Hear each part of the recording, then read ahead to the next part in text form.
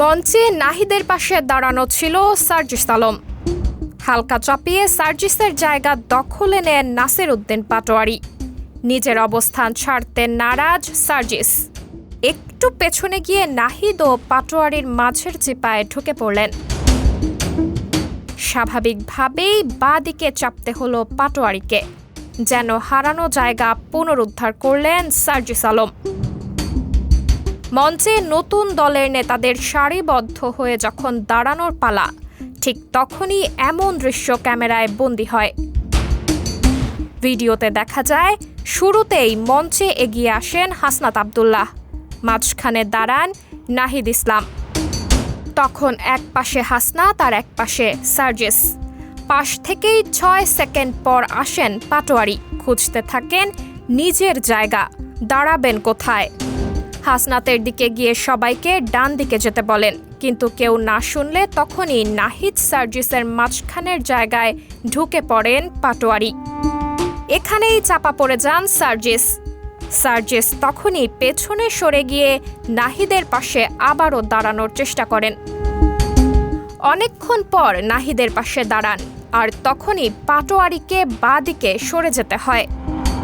শেষমেশ নাহিদের পাশেই দাঁড়াতে পারেন সার্জিস আলম। তখন নাহিদের এক পাশে হাসনাত আর এক পাশে সার্জিস, আর সার্জিসের পাশে পাটোয়ারি।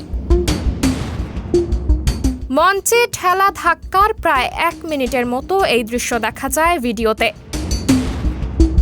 আওয়ামী লীগ বিএনপির মধ্যে মঞ্চে বা শহীদ মিনারে ফুল দিতে গিয়ে এমন ঠেলাঠেলির দৃশ্য হরহামেশাই চোখে পড়ে। একই দৃশ্য নতুন রাজনৈতিক দলের মধ্যেও দেখায় অনেকেই হতাশা ব্যক্ত করে সামাজিক যোগাযোগ মাধ্যমে পোস্ট করেছেন। তবে এটি ছোট বিষয় বা মুখ্য নয় এমনটি বলে নতুন দলের আত্মপ্রকাশ এবং তাদের অঙ্গীকারকেই বড় করে দেখছেন অনেকেই। নতুন এই দলটি এমনভাবে ছাত্রদের নিয়ে সাজানো, যারা একসময় বিভিন্ন রাজনৈতিক দল বা প্ল্যাটফর্মে আন্দোলন করে আসছেন।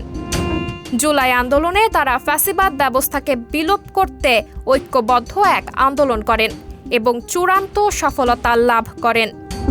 এরপর নতুন দল গঠনের প্রক্রিয়ায় পদ পদবি নিয়ে নানা গুঞ্জন ওঠে। এমন অবস্থায় শেষ পর্যন্ত কোনো প্রশ্ন বিতর্ক ছাড়াই আত্মপ্রকাশ হয় এবং মূল নেতা ও দলের পদবি ঘোষণা করা হয়। এর আগে 4 ধর্মের ধর্মগ্রন্থ পাঠের মাধ্যমে শুরু হয় আনুষ্ঠানিকতা। নতুন দলের কেন্দ্রীয় নেতারা আসেন বিকেল 5টা নাগাদ। তার আগেই আমন্ত্রিত অতিথিদের মধ্যে বিএনপি, জামায়াত সহ বিভিন্ন রাজনৈতিক দলের নেতারা আসেন অনুষ্ঠানে। তাদের মধ্যে ছিলেন বিএনপির সিনিয়র যুগ্ম মহাসচিব রুহুল কবির রিজভী ও যুগ্ম মহাসচিব শহীদ উদ্দিন চৌধুরী অ্যানি এবং জামায়াতে ইসলামীর সেক্রেটারি জেনারেল মিয়া গোলাম ফরেয়ার। তারা নতুন দলকে স্বাগত জানানোর জন্য কথা বলেন। তবে এই দলের আত্মপ্রকাশকে কেন্দ্র করে লাখো লোকের জমায়েত হবে বলে যেমনটি বলা হয়েছিল, বাস্তবে এমনটি হয়নি। সমাবেশ শেষে অনেকেই এমন মন্তব্য করেছেন। 2 দিন আগে সার্জিস আলম অন্তত 2 লাখ মানুষের সমাগম ঘটিয়ে নতুন দল ও নেতাদের নাম ঘোষণা করা হবে বলে বার্তা দিয়েছিলেন। কিন্তু অনুষ্ঠানের জনসমাগম লাখ লাখ ছিল না ঠিকই। তারপরও বিপুল সংখ্যক মানুষের উপস্থিতি দেখা গেছে ঢাকার মানিক মিয়া এভিনিউতে। সাবরিনা জলিল, সবার কথা।